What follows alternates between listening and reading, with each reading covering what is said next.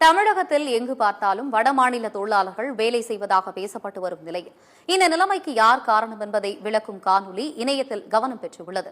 உள்ளூர் மக்கள் பொறுப்பற்ற நிலையில் செயல்படுவதால் தான் வெளியாட்கள் உள்ளே வந்துவிட்டதாக கட்டிட மேஸ்திரி போல் ஒருவர் நடித்து நிலைமையை எடுத்துரைத்துள்ளார்.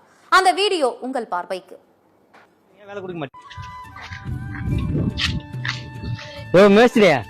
நீ பண்ணது உனக்கே நியாயமா இருக்கா? ஏன் நேத்தான் காலம் தள்ளி போட்டேன், தள்ளி போட்டு சாக சுத்தி நூலை கட்டுறேன். தானே பண்றேன். அது இல்லையா, வெளியில இருந்து வந்த இந்திக்காரனுக்கு எல்லாம் வேலை கொடுக்குற, என் உள்ளூர்காரனுக்கு ஏன் வேலை கொடுக்க மாட்டியா? யாருக்கா? என் மச்சானுக்குடா. ஏய் நீ வாடா. என்னையா வாய் பேசி வாயில டக்குன்னு கை வைக்கிறா?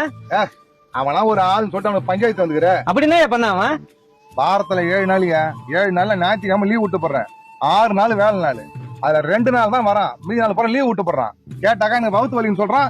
சாயங்காலம் பார்த்தா ஒயின் ஷாப்ல உட்காந்துக்கிறான். அப்புறம் யாரு வேலை கொடுப்பாங்க இவனுக்கு? நல்ல கொடுத்தன காரணமா போன வாரம் திங்கக்கிழமை ஏன் வரலன்னு கேளு. என்ன வரல? பெரிய செத்துட்டாரு.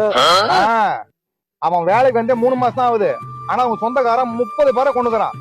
புரியுதா? ராத்திரி பூரா வரன்னு சொல்றான். காலையில கேட்டாங்க யாரோ சொந்தக்காரன் செத்துட்டாங்கன்னு சொல்றான். அன்னைக்கு அது மாதிரி தான் அவசரமா 2000 வேணும், என் பிள்ளை உடம்பு சரியில்லைன்னு சொன்னேன். ஒத்தனா இல்லையாடா? அப்ப இவன் அவசரத்துக்கு 2000 வேணும் நான் கொடுக்குறேன்.